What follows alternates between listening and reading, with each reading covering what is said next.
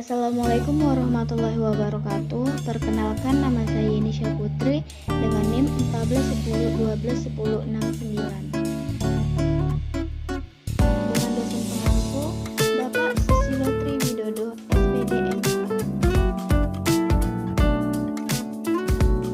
Baiklah, di sini saya akan menjelaskan model pembelajaran dengan metode bercerita dengan mata kuliah pengembangan PKN SD.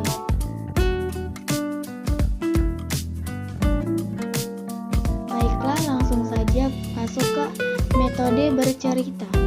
Metode bercerita merupakan proses pembelajaran dengan metode bercerita dapat digunakan untuk menciptakan pembelajaran PKN yang menyenangkan.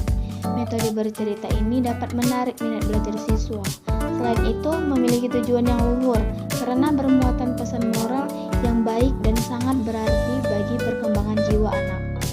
Mendongeng pun menjadi cara termudah mengajari sesuatu kepada siswa tanpa kesan mengurangi. Dengan kata lain, tujuan utama mendongeng adalah memperkaya pengalaman batin anak dan mengajarkan ilmu pengetahuan dan pendidikan dengan cara yang paling sederhana dan menarik.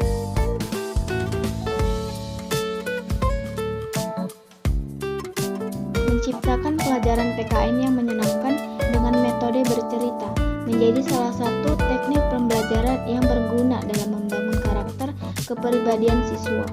Dalam kegiatan ini, guru harus pandai memilih cerita yang sesuai dengan perkembangan anak, pun diselaraskan dengan tujuan pembelajaran atau kompetensi dasar. Yang ajaklah anak-anak duduk melingkar di atas karpet, perlihatkan buku yang akan dibacakan. Kondisikan siswa agar fokus pada cerita yang akan disampaikan. Selain mengambil kisah-kisah dari buku yang cerita yang ada, guru dapat pula menciptakan sebuah cerita dengan melibatkan anak dalam alur cerita. Contoh materi yang cocok digunakan dalam metode bercerita adalah KD 1.1 mengenal pentingnya hidup rukun, saling berbagi dan tolong-menolong mata pelajaran PKN kelas 2 SD semester 1. Dengan sintaks pembelajaran dari metode bercerita ini adalah guru memulai kisah dengan sebuah hutan hiduplah seekor anak ayam. Guru berjalan dengan suara seperti anak ayam dan menciap-ciap. Suatu hari anak ayam bertemu dengan kambing. Guru meminta seorang anak maju ke depan, berjalan dan berusaha seperti kambing. Dari dialog diketahui bahwa anak ayam kehilangan induknya. Ia mencari pertolongan. Adakah teman-teman yang dapat menolongnya? Selanjutnya, kisah dikembangkan guru. Anak ayam dan kambing bertemu dengan 2 ekor kuda. Guru-guru meminta anak-anak untuk berperan seperti kuda. Akhirnya, mereka bertemu dengan harimau.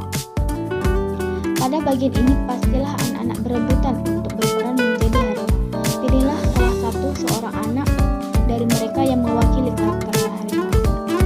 Kambing, kuda, dan harimau membantu anak untuk mencari induknya.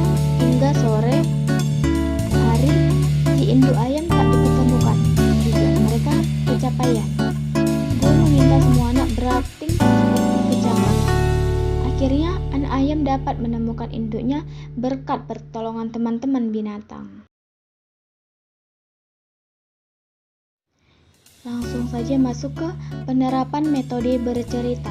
Yang pertama, membaca metode bercerita dengan membacakan langsung. Itu yang sangat bagus dan pesan-pesan disampaikan akan dapat ditangkap anak, yaitu memahami perbuatan itu salah dan perbuatan itu benar, atau hal itu bagus atau jelek, kejadian itu lucu, kejadian itu menarik, dan sebagainya.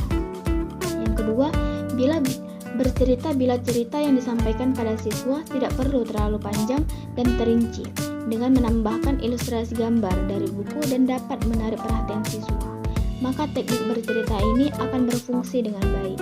Mendengarkan cerita tanpa ilustrasi menuntut pemusatan perhatian yang lebih besar dibandingkan bila siswa mendengarkan cerita dari buku gambar.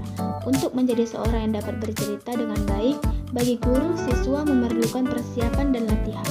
Penggunaan ilustrasi gambar dalam bercerita dimaksudkan untuk memperjelas pesan-pesan yang dituturkan, juga untuk meningkatkan perhatian anak pada saat jalannya cerita. Yang ketiga, menceritakan cerita dongeng merupakan bentuk kesenian yang paling lama. Mendongeng merupakan cara meneruskan meneruskan warisan budaya dari satu generasi ke generasi berikutnya. Dongeng dapat digunakan untuk menyampaikan pesan-pesan kajian kepada anak. Selanjutnya masuk ke kelebihan dan kekurangan metode bercerita. Yang pertama, kelebihan metode bercerita. Yang pertama, kisah dapat mengaktifkan dan membangkitkan semangat anak didik karena anak didik akan senantiasa merenungkan makna dan mengikuti berbagai situasi kisah sehingga anak didik terpengaruh oleh tokoh dan topik kisah tersebut. Yang kedua, mengarahkan semua emosi sehingga menyatu pada kesimpulan yang terjadi pada akhir cerita. Yang ketiga, kisah terlalu memikat karena mengundang untuk mengikuti peristiwanya dan merenungkan maknanya. Yang keempat, dapat memengaruhi emosi seperti takut, perasaan diawasi, rela, senang, sungkan, atau benci sehingga bergelora dalam lipatan cerita.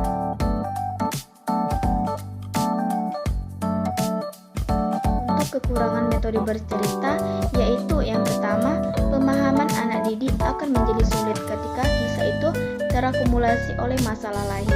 Yang kedua, bersifat menolong dan dapat menjenuhkan anak didik. Yang ketiga, sering terjadi ketidakselarasan isi cerita dengan konteks yang dimaksud sehingga pencapaian tujuan sulit diwujudkan. Dan yang keempat, anak didik menjadi pasif karena lebih banyak mendengarkan atau menerima penjelasan dari guru. Yang kelima, kurang merangsang perkembangan kreativitas dan kemampuan siswa untuk mengutarakan pendapatnya. Yang keenam, daya serap atau daya tangkap anak didik berbeda dan masih lemah sehingga sukar memahami tujuan pokok isi cerita. Yang ketujuh, cepat menumbuhkan rasa bosan terutama apabila penyajiannya tinggi. Maaf, terima kasih. Wassalamualaikum